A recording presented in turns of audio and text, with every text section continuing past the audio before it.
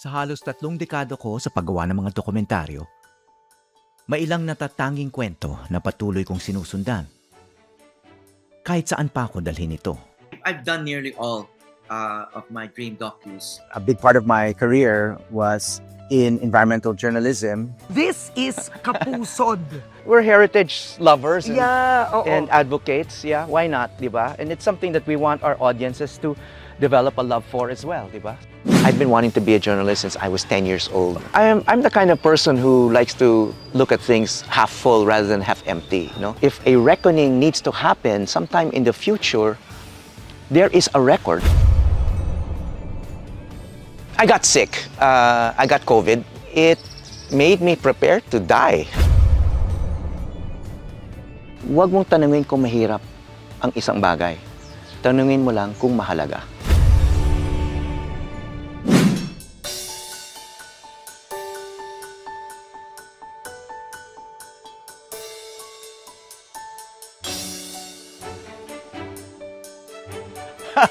Hello! Oy, welcome.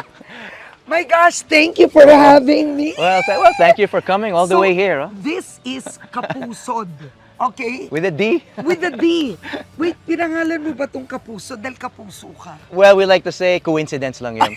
Coincidence! Kasi kapusod, magkakapusod tayo Oo. dahil iisa yung ating inang kalikasan. Okay, Oo, pero we share bakit Mother Nature. Kapusod? Una, ang kabila ay ang tawag dyan, the Pusod Center. Ka is a very important syllable in our language. No? Yeah. It connotes connection. Is it a resort? How would you No, define it? well, una, naging tahanan namin ito. No? It was just a weekend place for our family. But because we were getting visitors, my wife decided to put it on Airbnb. Yan ang umpisa niya. No? Ang galing, so technically na-expand niyo all because of Airbnb income? Yeah, That's yeah. Sa amazing. simula, ngayon, Oo. we have a lot of spaces here that are not even on Airbnb. People just come because of word of mouth. Yeah, we used to go here to go kayaking, to hike the volcano. We just love the water, you know. We've built our own sailboat. Yeah. But wait, Howie, your place is literally on the lake shore. Yeah, oo. So Oo. when did you buy this property? Well, my wife saw it in 2011. That was Ay, around ang galing. it. Oo. You know, I have to give credit to my wife because para akong GRO lang dito, no? Siya talaga ang brains nito. Yeah, you and know. we'll meet your wife Yeah, later. oo. Kasi I think this is a restaurant, guys. Yeah, she's more entrepreneurial than I am. Of course, as a journalist, no, we're busy, so our heads are full of other things like politics. No? Pero yung wife ko, she has a mastery of detail when it comes to running things. So when you started this, you only had the treehouse. Yeah, yung sa tree house, dyan dati kami natutulog, no? Kami Okay. ng pamilya ko. Dati, dito kayo natutulog. Oh, this is my Howie. pet duck. Can I Oh my introduce? gosh, okay. Yeah, May pangalan? yeah, si Beanie. No, wait. Beanie. Yeah. Kakaiba ka. Yung- Usually, aso, pusa. Ang pet po niya yung duck. Yeah, did you want to go upstairs? I do. Yeah, yeah. Okay. Oh, just be careful, ha? Kasi, Yeah, yeah. oo, yung... So, dati dito kayo ni Ipat. Yeah, yeah. Even your son? Yeah. Oh, our son was much younger, so yeah, this is a bamboo treehouse. Watch your heads, please. I love this. Oh my Ano lang, gosh. cozy. Yung parang kang of course, Oh, everything has a mosquito net. Ano lang, parang DIY lang. Parang ka nasa pool. But people Oh my like God, the view. tingnan mo naman yung view, guys. People like, yeah, that's the volcano. Oo. Kaya kung pumutok yan, may front row seat ka. Laging puputok yan. I Hindi, mean, yung tipong nandito kayo, tas malaking putok, hindi pa naman. Oo, January 12, 2020. Pero hindi kami natabunan. Oo. Iba yun. Kasi yung hangin nun, amihan season kasi, palayo. Oo. So, yung mga ibang guests namin, pinapanood lang siya. Dati, ang treehouse may mattress lang. Yun lang. Pero yung mga ibang guests namin, ang sabi nila, gusto namin pagbangon namin, nakikita ka agad yung lake. Oo. So, yan na yun. Oh, kasi dati talagang glamping dito. Talagang Yeah. nasa sahig lang yung mattress. Pero tingin nila parang masyadong mababa. So I don't know if you want to see all the features. Yes. Like underneath Like there's this, yeah. a shower here. Oh my! So you want to come in? I need to show you how it Teka works. lang, Howie, ano to? This Kahoy is lang. driftwood. Nakikita sa beaches, 'di ba? Oo. Yung mga kahoy tapos ginupit-gupit lang namin. Walang para- tapon dito. Yeah. Oh, it's Ang galing. repurposed ang tawag dyan. Repurpose. Yeah. Okay. So, shower pala to, guys. So ginawa namin kortina. Okay. So So this is the shower head. So Okay. as much as possible, tinatago namin yung plumbing. So nasa Oo. loob ng kawayan, katulad galing. nito. And this is the handle. So yung isang design principle namin dito, as much as possible, we will not buy anything from a hardware store. Yeah. Kaya naman namin i-fabricate eh. Ibang level ka. So, kasi gusto namin ipakita na, you know, you can craft a lot of what you use at Yeah. home. Like door handles, faucets. Wow. But yung- who thought of this? Was it you or your wife? Me, my wife, my friends, tulong-tulong lang. I mean, people, you know, the thing is, we have a spirit here of just trying things out. Yeah. So people are not afraid or not shy about suggesting, oh, you should do this, you should, and we try it. I'll Where show do we you. go now? Where's Ipat? Ipat? Hello. Uh-oh, wait. Baka she's... There. We'll Okay. see her somewhere. So anyway, I don't know if you want to Okay, talk what is about this? this. Yeah, so this rock circle is called a dapay. Dapay is an Igorot word. The dapays are gathering spaces found in the Cordillera Mountains. Okay. In my youth, I used to go to Sagada quite often and would sit here along with elders and other people in the community, and this is where people would talk. There's Ipat. My gosh, this is amazing, ha? Your place. I have to say, grabe kayo. Ibang level ang shower handle ninyo. We have talented people who help us Yeah. build this When place. people are unafraid to invent Yeah. because they know that you'll support them. But did building this place make you both closer with deciding, or did you fight? Some people fight with their No, he partner. left me alone for the Oh, most really? part in the beginning. Oo. And then now siya na. Siya na. No, okay, one secret to a happy marriage is Oo. the husband doesn't say no. Tama ka naman doon. You can express your opinion, pero hanggang dun lang. Oo, yeah. So this is our main restroom. Oh. It's elevated because we treat our wastewater. We want to show that you can have a wastewater treatment facility even in a small property. Wow. It doesn't have to be a big factory or a mall to be treating your Oo. wastewater. No? Kaya elevated siya kasi nasa ilalim yung three-chamber system. Na wastewater. Yeah, so siniseparate yung fluid from the solid and then pinapatakan ng konting chlorine to kill any bacteria, but not so much because we use the output water for the gardens. Pero Howie, siguro iniisip ng ilan, ang komplikado naman yan. Parang for my resort, or I start a small farm, baka mahal pa yan. Imbis na magpatayo na lang ako ng regular toilet na may water. I don't think it's more expensive. It just takes more, I would say, thinking. That's the problem. We very often we do a lot of things without thinking it through, di ba? Kasi naging habit. Pero there's so many ideas now on YouTube, on the internet that you shouldn't think that what you already know is the limit of what you can do. Si Sajid Imaw is a well-known sculptor who works with stone. Gosh! Naging guest namin, tapos bago siya umalis, sabi niya, alam ko na kung saan ko ilalagay yung aking mga toilet. And this is what he gave. He gave me two of these. This is his own creation. Oo. So that's the flushing mechanism. Pag tapos ka na, Kawayan pa, no? kailangan isabit dito. Yeah.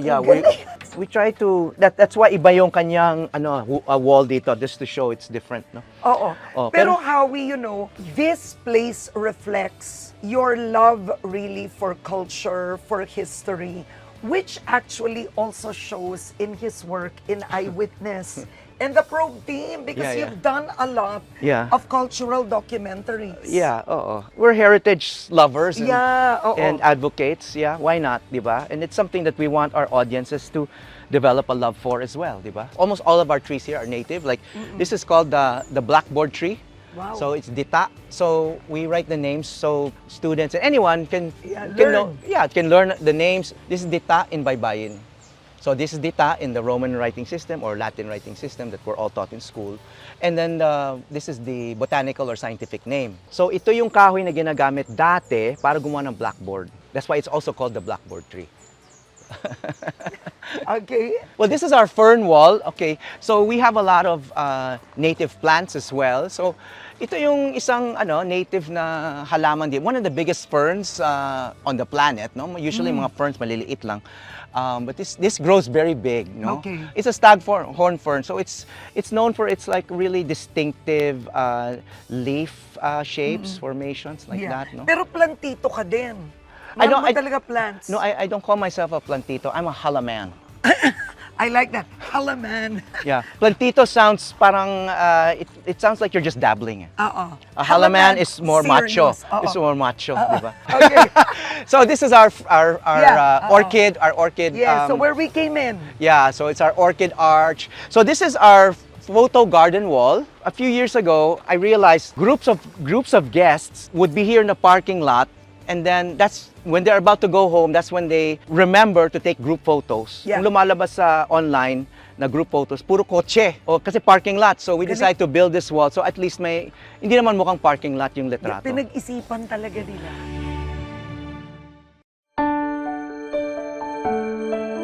Ang tawag namin dito, nature retreat. Kasi ang farm, you're growing crops, products for a market. We're basically growing vegetables, ornamentals for ourselves. So it's more like a garden. Hardinero ako. I don't want to call myself a farmer kasi wala akong K. I don't grow things for scale. I just grow for myself mostly, and for our guests here, for my family. But mostly for my personal enjoyment kasi nasanay ako mag-hardin nung pandemya, di ba? Like many people, some people got to enjoy baking, marami din naging plantito-plantita. Ako naman naging halaman. Ano ang nagbago sa'yo nung pandemic, Howie? Una, yung pananaw, no? Tulad ng maraming tao, may mga kaibigan at kamag-anak ko na nawala sa atin, no? Siyempre matatauhan ka. I mean, people, left this world way before their time. Many people younger than me. So, magbabago talaga yung pananaw mo about life in general, no? So, ma-appreciate mo kung anong meron sa'yo, and then, most of all, you'll appreciate time more. And I realized I was maybe working too much. I was also getting older, no? So, tama lang naman yung nangyari, which is I slowed down. I started exploring other interests. Nature was always an interest, pero for a long time, it was more dabbling, di ba? Pag may shoot sa outdoors, ini-enjoy ko. I would read a lot about it. I would, do occasional hiking. But here, it's like, narinig mo yung roosters na. It's a full-time gig, no? Experiencing nature here, and time slows down. During the pandemic, you did a documentary. You nearly died. Well, I got sick. I got COVID. I consider it kind of life-threatening because wala pang treatment noon eh. Isa ako sa mga nasa unang wave ng pasyente. I even had a digit assigned to me. I was patient number 2828. No? Nung binibilang pa nila yan. Tapos naging milyon-milyon na, right? But I was one of the early ones. So it made me scared. And in fact, it made me prepared to die. Because wala pang ang treatment. Most of the news of people getting sick were of people dying. But were you prepared, really, to die? You know what? It made me realize we should all be prepared. Di ba? I mean, hindi naman forever ang buhay, di ba? But at that age, I felt like I was still in the prime of my life. I was still healthy. So it didn't occur to me that, death could be right around the corner. But it got to the point where, I was starting to do very practical things in preparation, like sharing my passwords with my wife. Those,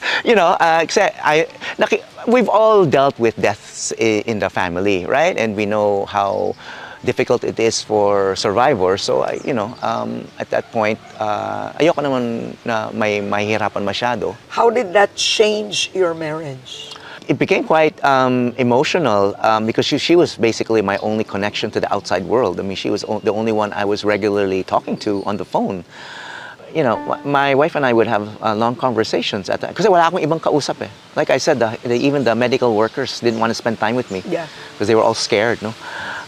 So, my wife and I really didn't have these kinds of conversations before But when I was a patient in COVID, in the COVID ward in isolation, you know, we were reminiscing about our courtship. And so we would just recall those moments, no? And I'm glad we had those conversations kasi it kind of cemented things, and sa kanya ako nagbibilin. What did you learn about death? It was a strong reminder that you can't escape it. Yeah. Di ba? But did you believe in God? Did you call God? I mean, I'm curious. I was doing my own kind of prayer. Let's just put it that way. You know, I'm no longer a church-going Catholic. You know, I'm also a student of history, so I've had issues with the institutional church. You know, so let's just put it that way. And I find that kinds of worship are performative. So we develop our own ways of honoring creation.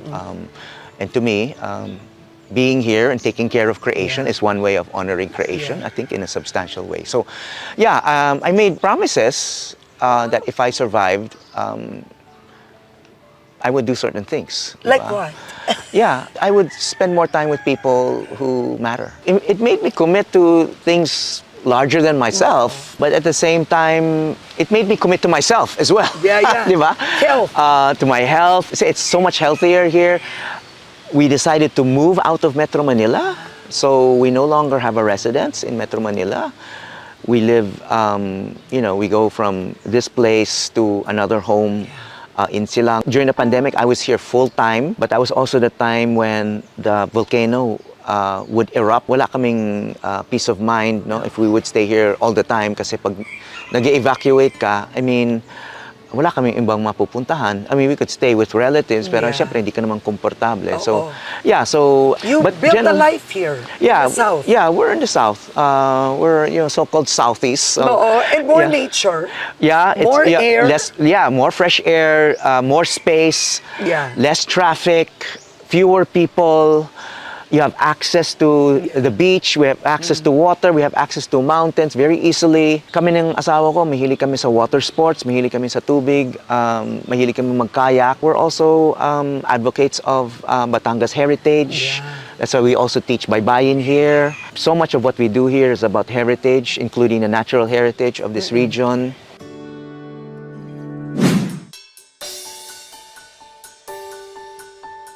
Also, your place has a swimming pool for guests. Yeah, here.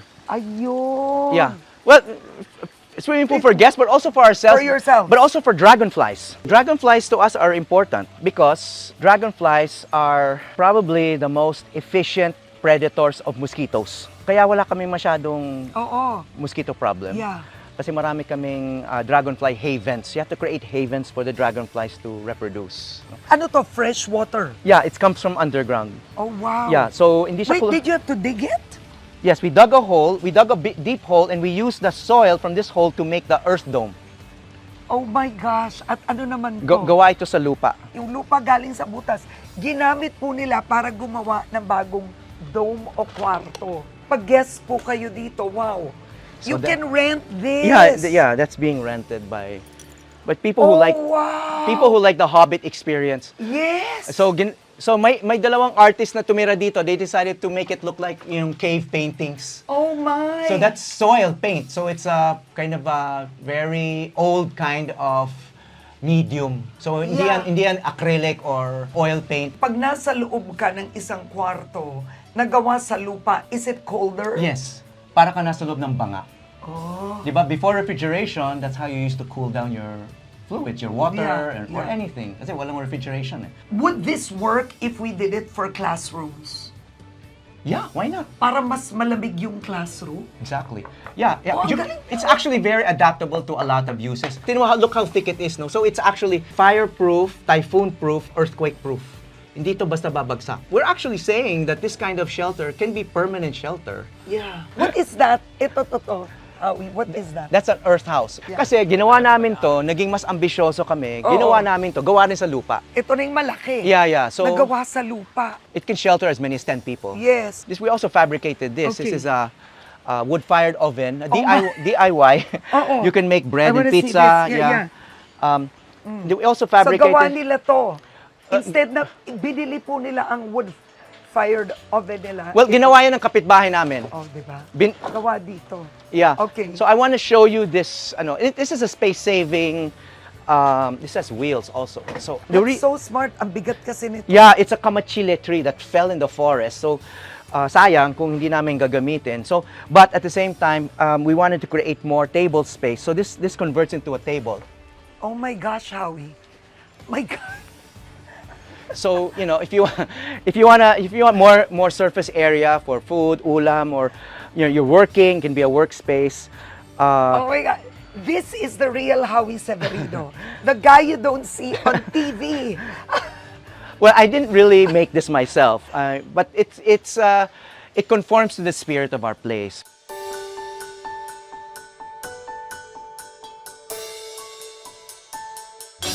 Yeah, Oh my let me turn on. gosh. This is, and you can rent this. Yeah. Yeah, Yung isang perfect. style namin, living edge. Yeah. Living edge meaning you retain the contours of the tree. Oh, okay. It's a style of. Yes, We yes. only found out because there was a German who visited us. Well, that's a style that's trendy in Yes. Europe. Yeah. This is the bathroom. Okay. So sabi ko nga, we repurpose things like this old antique iron. Oo, walang tapon. This is also an art toilet. So this is the art toilet 2.0. So we designed another flushing mechanism where all the water is retained in the bowl. Oh, fantastic. So Wow. kailangan isara yung lid para mag-flush. Also, it's more. So I will show it. So there's a flushing Oh cord. Wow. And all the water's inside, hindi na messy. Yeah, so you don't have what you call a toilet plume. Yeah. Na dala-dala yung mga Yeah, COVID yeah. virus Wala, and all wala. of that. Okay, and then the second floor is, I guess, Bedrooms, yeah, Uh-uh. yeah. So we have a bamboo floor there, and then that's why it can accommodate multi-generations. Kasi usually the grandparents are down here kasi Yes. nahihirapan sila sa Uh-uh. stairs. How did you even do this? Yeah, that's abaka weaving. But I have to say, your passion really shows in your place. We're just trying to be practical, actually. This is the No, most, you're so joyful. yeah, yeah. We just had to have a wall Nice. divider. Oh, look at that. Yeah. Wait, yung glass. All of this is repurposed. This is repurposed. I didn't drink all of this, So you Oo. just, Oh my God, ano to? Ito ba yung tandway? Galing, gin, okay. yan. Para pumasok yung ilaw, yung sunlight. Oh, you're right. Kasi, yeah, di ba? So you're not dependent on electricity. It's not original. We saw it on the internet and Yes, yes. other people suggest. Like I said, I mean, people suggest ideas all the time. Ito naman, Ipat, ikwento mo to. What are these? Ano to? Anahaw. Of all the kinds of palm leaves, anahaw is the least flammable. Kasi syempre, kasi concerned din namin yung sunog, right? That's why you cannot smoke here, light candles, etc. Kasi this is quite, but this is the least. If that's the case, why don't more resorts use anahaw?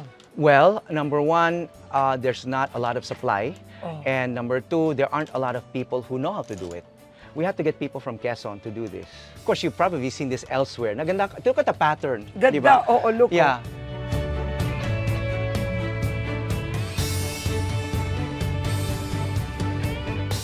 Yeah, ito yung windmill.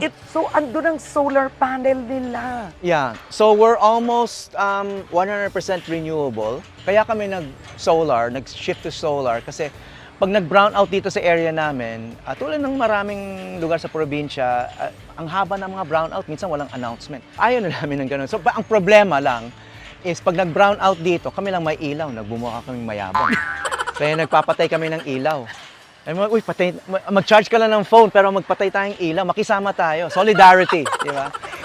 Pero pwede sila mag-charge sa amin kung talagang low bat na sila. Yeah, So, walang problema Okay, yun. wait. Ito yung solar. Saan ang windmill? Ito, katabi niya. Okay. So yan, umiikot siya ng mabilis ngayon. Pag umiikot siya ng ganyan, bumabomba siya ng 30 liters per minute. Oh, wow. So makikita mo yan. Siya, marinig mo ngayon na yan, yung mekanismo marinig mo na nagbobomba siya ngayon. So ano naman to, Howie? Yeah, this is our little greenhouse where we're experimenting with growing herbs and ferns, edible ferns like pako. Parang farm to table. Well, more like garden to table. A garden to Yeah, table. kasi small scale lang kami. So, and in this case, parang greenhouse to table. Uh-uh. Pero ngayon, parang naubos na yung pwedeng i-harvest. So, wala akong pwedeng ipakita sa'yo na harvestable. Ito, puro magagulang na nadahon. Galing. So, Oh my gosh. Saka tingnan niyo po yung design ng window, oh. Very talagang Lord of the Rings. Hobbit house ang peg. Oh.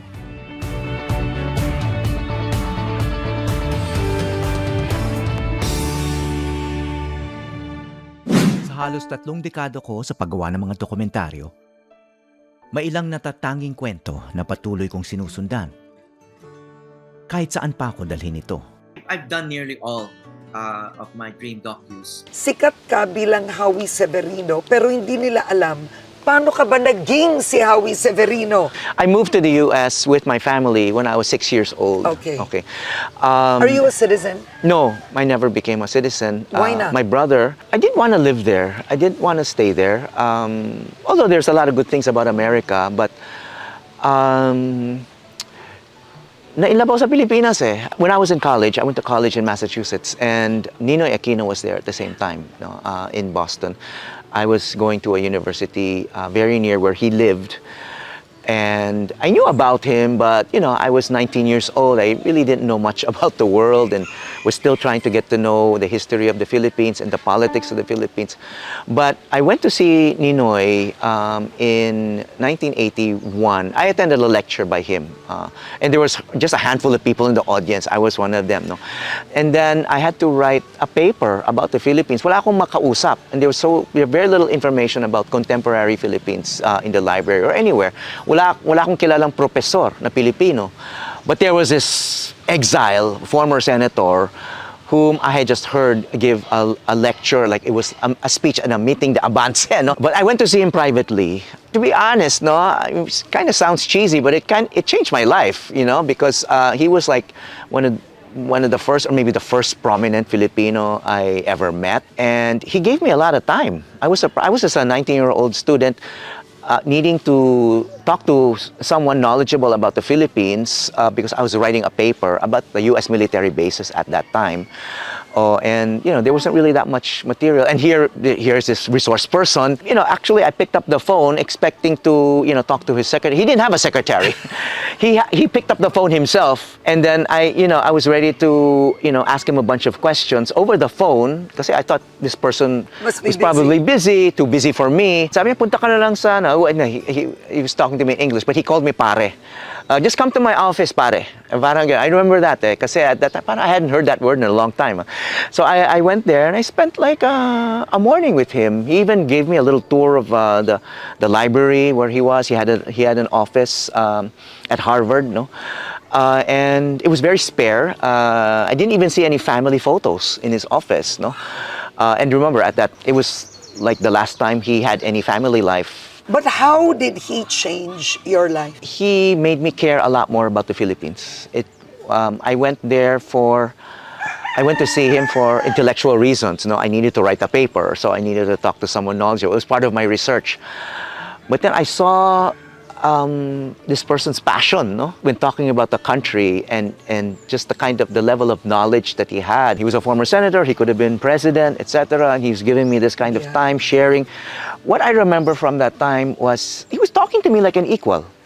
He was not like condescending, and he was not talking to me like a student. He was like, the impression I got from him was he was enjoying being in the company of a fellow Filipino. He made me care about the Philippines a lot more and made me want to know more about the Philippines. And when he was assassinated, where were you? I was at home with my... In the U.S.? In the U.S. I was at home in Houston, Texas with my parents. I think it was at night. And then my father came into the room and he had just heard that Ninoy was assassinated at the airport upon arrival. And I was like in shock, because at that age, I think I might have been 21, I still hadn't known anyone who died. It was not an ordinary death. Yeah. So I remember like parang punching the wall. Yeah, kasi parang, and I said something to my father. I said something like, why did they have to kill him? But in a more emotional way, diba?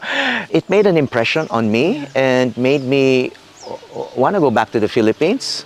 Pero nauna siya. Yeah, but is that why you became a journalist? No, I've been wanting to be a journalist since I was 10 years old. You know, my father was a former journalist, and he taught me to appreciate reading and writing, and he was always talking to me about public affairs. You know, my dad had a master's degree in international studies, international affairs, no? So it was a frequent topic. And then I was just exposed. He made sure that we always had newspapers at home. You know, we were not rich, but when it came to subscribing to magazines and newspapers, we did not skimp. Reading became a habit because, you know, we were a reading family, and I read a lot of journalism. Yeah. And I watched movies about journalism, and journalists became my hero. During that time, as a child in the United States, that's when the Watergate yeah. crisis broke, and the ones who broke that story were Washington Post journalists, and we were living in Washington at that time. Yeah, and I became a Washington Post newspaper delivery boy.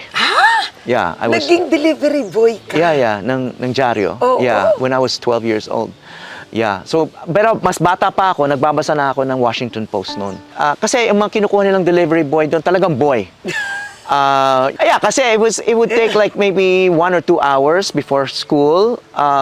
So it was a regular job for young kids to deliver the newspaper. I mean, newspapers back then, baka hindi kilala ng mga ibang Gen Z or Alpha audience mo na talagang papel, nasa papel yung mga dyaryo, no, na i-deliver mo by hand, no? So mayroon akong wagon na hinihila ko, you know, down the street. Yeah, for several blocks, kahit may snow. What's interesting, you could have been a journalist in the US, Yeah. but you became a journalist in the Philippines. Yeah, but I was a campus journalist for 4 years. In No? So Boston. so that's I guess that's where I got my formative training. I was still waiting for job opening at that time, and then so I graduated in 1983 May.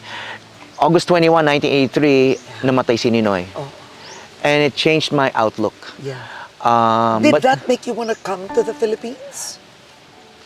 eventually, yes. So this interest in Philippine politics and affairs was actually sparked to a great deal by my conversation with Ninoy and knowing about him. But of course, that kind of really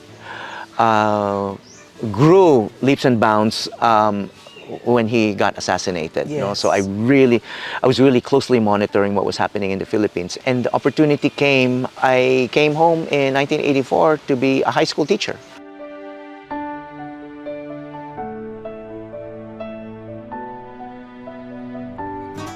What was the first journalistic job?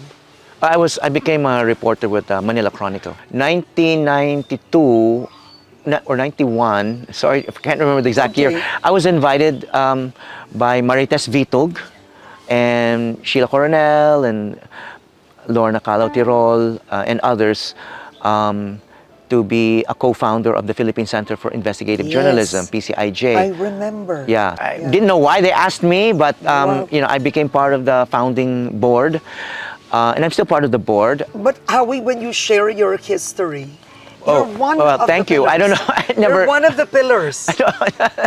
I don't know. Am I old enough to be that? I mean, maybe I'm old. I'm older than you and many others in the industry. Because 86 was when the free press returned. I would say so. Yeah. Yeah. Looking at where we are today, how do you feel? I'm the kind of person who likes to look at things half full rather than half empty, you know. And I have the luxury, the privilege of having a long perspective, maybe simply because of my longevity, you know. I've been around a long time, longer than most. I'm still not retired. I'm still active.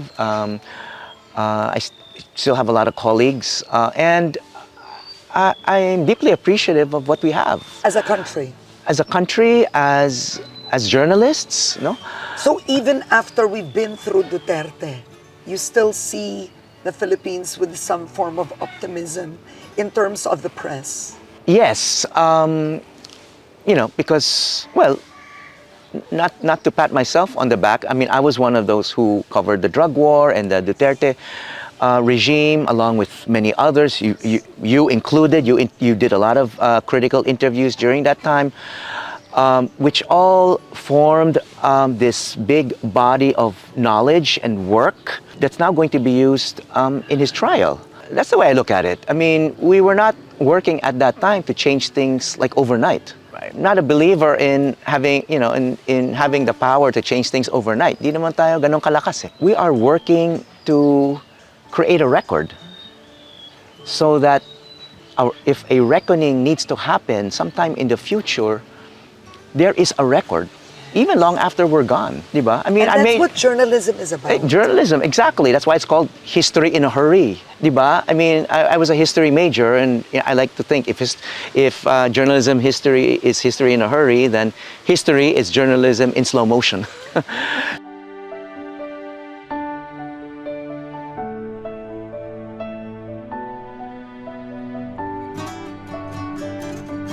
I'm now so used to talking to younger people. And when I say younger people, you're included there, no? I mean, you're younger than me, but really, I'm used to talking to people who are much younger than you. To students, my own son is a Gen Z. He recently graduated from college, and I don't want to sound cynical to them because they have many more years of living in this world. Our perspective that we need to share with them is, it's got to be a combination of both hope or optimism and realism.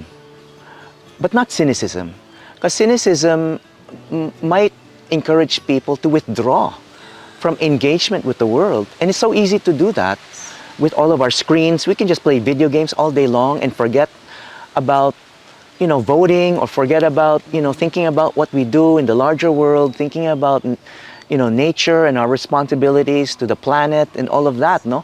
We can easily retreat and just focus on what gives us sensory stimulation at that moment. I don't want young people to go there because there's already enough stimuli for that.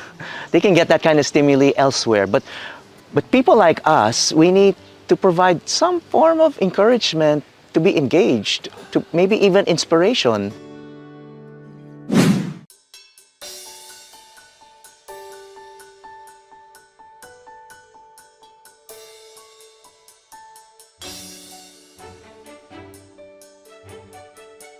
So this is the main dining hall of your own home, or can guests eat here? Yeah, anyone can eat here. Actually, pati yung staff, they eat here. The guests, the family eats here as well. Ano to, bahay kubo style yung bahay. And this is the silong part of it. So it's an open space. I love it. Na multi-purpose. Gosh. You can do, this is also Ipat's classroom. That's why we have a whiteboard.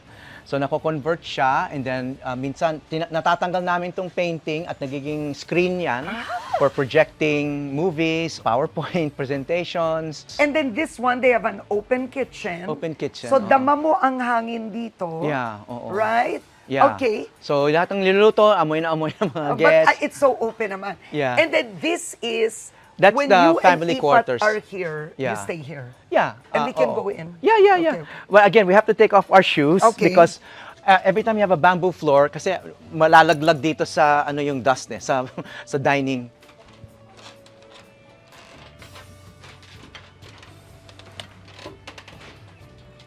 Oh, wow! I love this! Oh my gosh! Oh my gosh! So this was what was featured. I saw this. I don't know. In design can save the world. Yeah, one of those things. Yeah. Yes!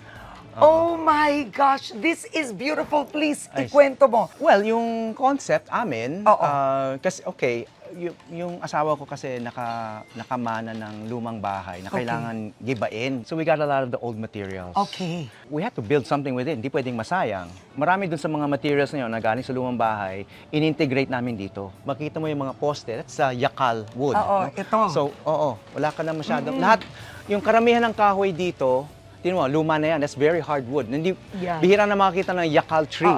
And guys, I just want to say, ganito ka mahal ni Howie and Ipat ang place na to. Ang kanyang awards ay nandito. Hindi po sa kanyang city home. Di ba? Well, meron din doon. Meron din doon. This is the family quarters. Family you quarters. can close this off, but at the same time you can see it's not totally closed. I mean, Yeah. in fact, we made sure that the airflows here Yeah, are. and I can go here? Yeah. It is safe? This is a loft net. Oh my God. Oo. Are you sure? Well, it's up to you. I mean, We won't fall? yeah. No, you won't.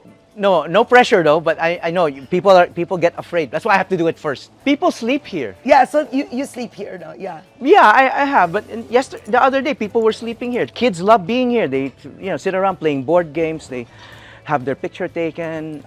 Both sides. Yeah. Ganyan. Okay. Wow, waking up to this. This is the real luxury. Etong tunay na luxurious na buhay. How many bedrooms are Dalawa. here? Well, there's another one upstairs. Ito yung man cave ng anak ko when he was, di ba, during the pandemic, everyone was in school Yeah. online. So he was here. He had a nice fast Wi-Fi with cable Nice. up here and Studying there. supposedly. But yeah, that's where he was also socializing online with all of his friends. Friends, Everyone yeah. was online doing things. So this was kind of a bubble for us. Yes. So we were here, but at the same time, we had an outdoor area. Yeah. We could garden. So we Gosh, were this not. is perfect. We were not just locked down indoors. Gosh. So, And to so- think, I mean, you even have a pool, so you don't need to go out. So this would be... This is our this master is you. bedroom. All right. Yeah, okay. yeah. Because there's another room That's the here. guest room. That's Oo, the oo. guest. Okay. Uy, ang ganda nung ano, oh. Ang ganda nung banyo doon, oh. Look at Yeah, that yeah. So design. yeah, it's designed the old school way where you cool your spaces through ventilation and airflows. Like ito, yung tinatawag na ventinilla. Okay, you open your window so you have a view of the pool, Oh, nice. and then that's the ventinilla. Oh my gosh. So this is actually So smart. yeah. So yeah, Oo. well, di ba the old houses ganito? Yeah, yung mga lumang bahay. Kasi wala naman silang electric fan or walang Oo. aircon. So this is how they would. So they had to let the air come in, the wind, the breeze come in. So you can actually open this. Oh yeah. my As long as God. you're not sitting on the toilet, diba? So you can open it like this, and then there's a little couch for. But you how know, did you think of this? Oh, you were reminded by somebody who knew old houses? Yeah. Oo, Yeah. because Oo. it's hard We got to- we got good advice. So we fabricated our door handles tulad nito, no? So we didn't buy any door handles. You'll notice we didn't like Ang ito. galing naman, Howie. Yeah, so lahat ito handmade. But we gave jobs to the locals to do these things. No? Yeah. Also, we didn't use any metal nails. We didn't buy any nails. Dito sa lahat? Yeah, Walang metal. well, especially the floor. Kasi our experience with bamboo floors is that the metal nails will come out after a while kasi hindi sila nag-expand. So luluwag yung butas ng bamboo pero hindi mag-expand yung pako kaya lalabas yung ulo at masusugatan ng paa mo. Oo. Kaya Anong nails ito? bamboo pegs. Bamboo pegs are in holes that we drilled and then nilagyan namin ng glue yung bawat butas. Tapos pinasok namin yung bamboo pegs, minartilyo namin flat and then also sandpapered it para wala, tinan mo, when hindi magagasgas yung paa mo. I see. But yeah, I mean, you go to other bamboo floors, Yeah. medyo nakausling na Yes, yung ulo. oo. So it's Uy, not that's safe. a good tip, ha? Thank you for that. Yeah. But Thank again, you. well, it takes a lot of patience to do Yes. that. And then look at that. So there, when you go up, you see the sunset. Sunrise. Sunrise. This is the sunset. So the Sunset. sun goes like that. Oh my gosh. This is beautiful. Yeah. Really. Thank you. Really, Yeah. I'm speechless. Yeah, it takes a lot of. Yeah, look how much bamboo was required to do this.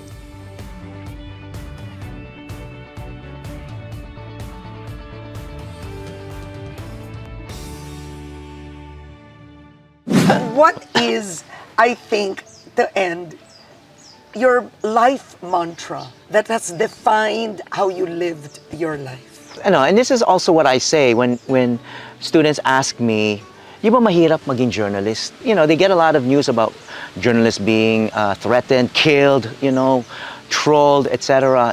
Rather than answer that question, I tell them, you're asking the wrong question. Sabi ko, wag mong tanungin kung mahirap ang isang bagay. Tanungin mo lang kung mahalaga. If you decide something is important, you're gonna find a way to do it, even if it's hard. And that applies to anything. Doesn't just apply to journalism. It applies to romance. Yeah. Di ba? Minsan, papahirapan ka ng babae eh. Pero mahalaga para sa'yo, pagtsatsagaan mo yan kasi mahal mo siya. Di ba? Kahit mahirap, pagtsatsagaan mo kasi mahalaga.